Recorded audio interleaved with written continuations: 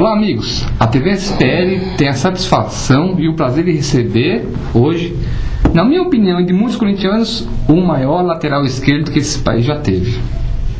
Estou falando bobagem, não?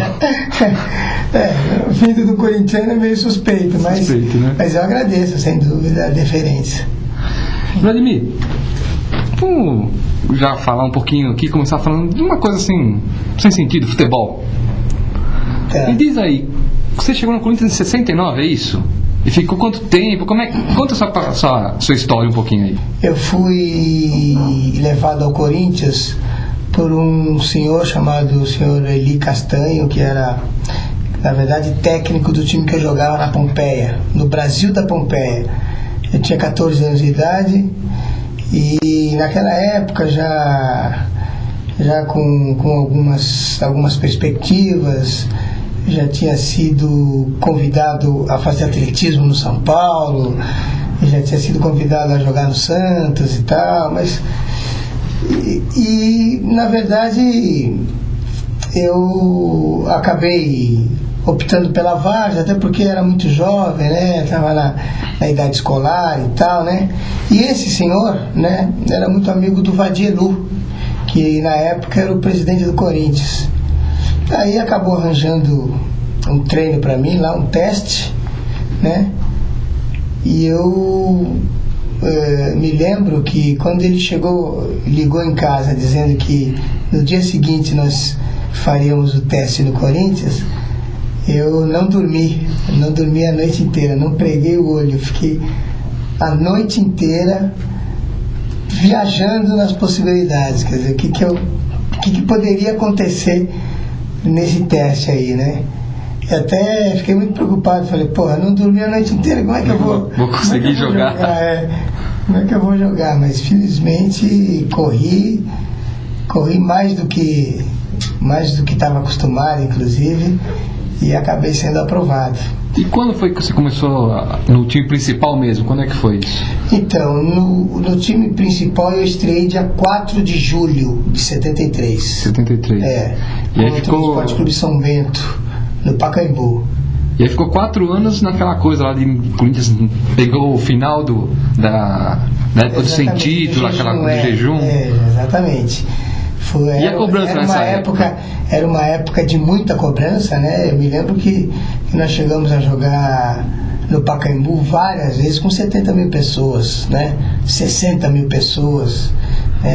Entre o alambrado e a arquibancada cabiam 12 mil pessoas e as pessoas iam, porque ali no Pacaembu a gente tinha um diálogo direto com o torcedor, né? O que eles falassem a gente ouvia e aí até respondia e tal.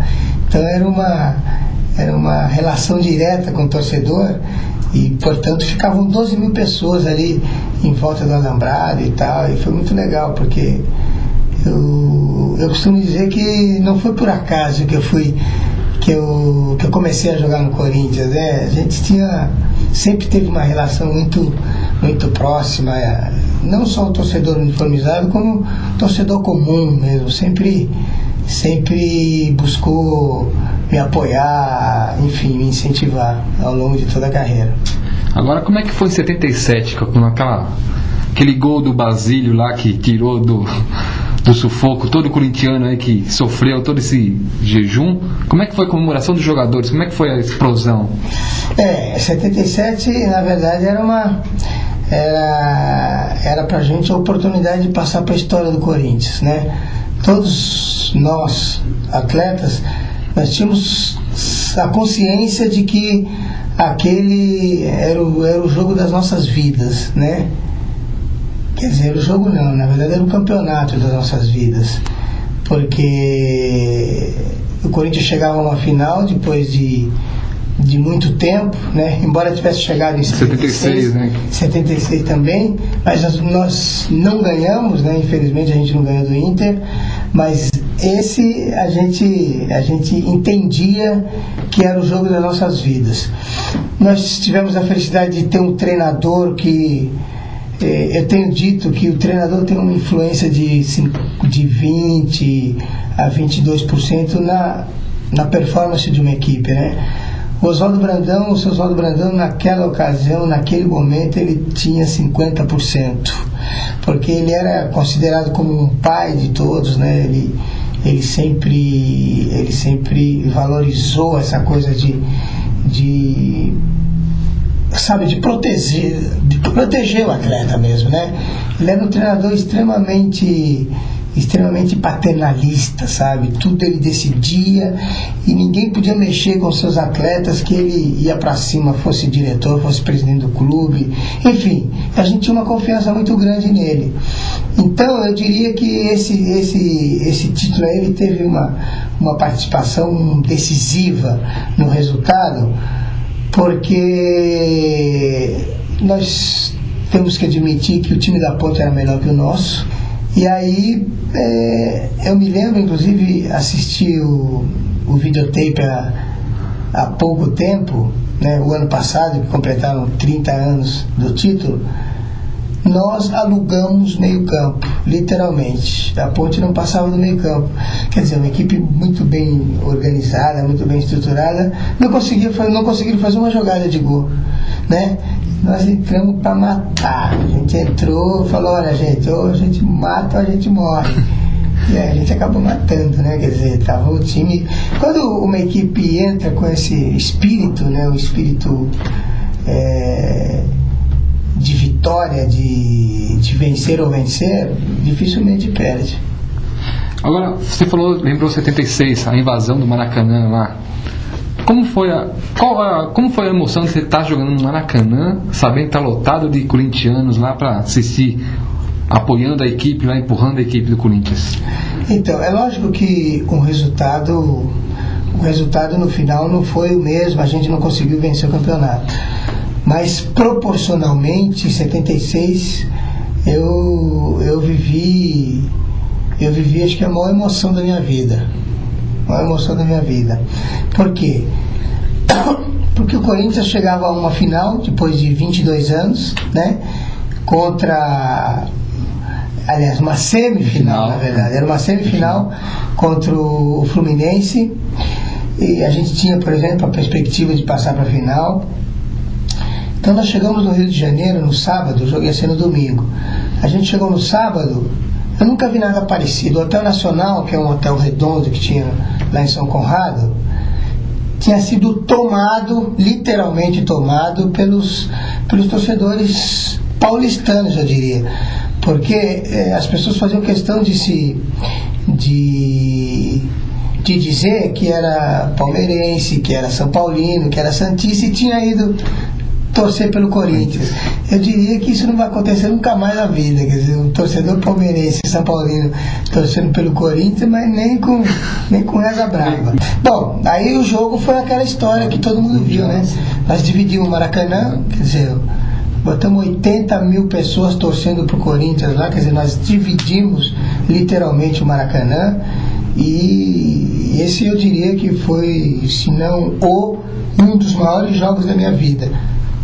Porque o Fluminense também, a exemplo da Ponte Preta, um ano depois, tinha uma excelente equipe com Rivelino, Paulo César Caju, com Carlos Alberto Torres, todos tricampeões do mundo. O Gil era titular absoluto da seleção brasileira, foi o jogador que eu marquei. E o Corinthians fez uma partida irrepreensível, assim. Eu me lembro que o Chico Buarque fez um artigo no jornal o Globo, e ele colocou assim, me elogiando, Vladimir sem adjetivos. Quer dizer, esse deve ter sido o maior jogo da minha vida mesmo. E a gente chegou em São Paulo, foi outra surpresa muito agradável, porque no aeroporto de Congonhas, que era relativamente pequeno, hoje aumentou, mas na época tinham 3 mil pessoas lá esperando a gente, né? E só faltaram entrar na pista para receber a gente. E depois disseram pra gente o seguinte: olha, vocês têm que ir até o Corinthians, que tem outras tantas mil pessoas lá esperando por vocês. Aí nós tomamos o ônibus assim, né? A Rubem Berta todo mundo conhece, né? A Rubem Berta é uma via de trânsito rápido, mas muito larga, muito extensa. Os corintianos formaram um cordão humano Você acredita que eram pessoas dos dois lados da rodovia, de mãos dadas, até me arrepia, assim. As pessoas de mão dadas saudando a gente, passando assim com um ônibus que tinha uns 60 motoqueiros, aquelas 750, dos dois lados do ônibus. Foi uma coisa impressionante. Bem, acho que vamos pontuar assim: invasão do Maracanã, campeão em 77 e a democracia corintiana. Você esteve participando praticamente de todos os grandes, esses grandes momentos do Corinthians, né? E de seus também, né? Sem dúvida. Tive a felicidade de participar desses momentos históricos, né? A torcida do Corinthians, aliás, tem a torcida uniformizada dos Gaviões da Fiel, que toda festa que faz lembra do pessoal de 2000 que foi campeão do mundo, mas convida o pessoal de 77 também, que eles acham que foram os dois títulos mais importantes da história do Corinthians, né? Democracia lembra de política. Como é que o Vladimir foi se engafinhando no meio político aí? Na verdade não era projeto de vida, não, entendeu? Aliás, assim, me candidatar a um cargo eletivo, né? Mas eu sempre tive essa posição política de estar ajudando a classe. Eu fui tesoureiro do sindicato, fui secretário, depois fui presidente, né? Eu sempre tive consciência de classe, né? Eu sempre soube que os jogadores que se consagravam e que conseguiam uma situação estável na vida, normalmente de times grandes. Os times pequenos sempre tinham muita dificuldade e tal.